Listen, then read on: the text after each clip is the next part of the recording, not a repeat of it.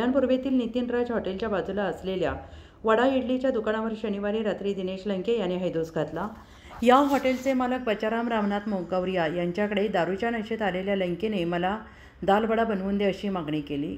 बचाराम मोगवरिया यांनी लंकेला थोडा वेळ थांबा असे सांगितल्यावर लंकेला प्रचंड राग आला। त्याने बचाराम गौरिया यांना शिवीगाळ करत हाताने मारहाण केली आणि मारण्याची धमकी दिली। यानंतर हॉटेल मालक गौरिया यांनी लंकेच्या कृतीला प्रत्युत्तर देण्याचा प्रयत्न केला।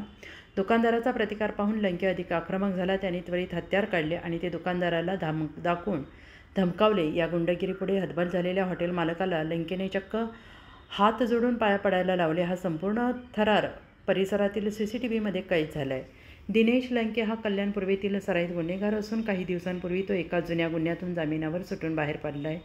पुन्हा एकदा परिसरात दहशत निर्माण करण्याचा त्याचा प्रयत्न असल्याचा आरोप स्थानिक नागरिक करत आहेत आणि या घटनेमुळे स्थानिक व्यापारी आणि हॉटेल चालक यांच्यात युतीचं वातावरण असून सराईत गुन्हेगार भाईंवर कडक कारवाई करावी अशी मागणी जोर धरू लागली आहे।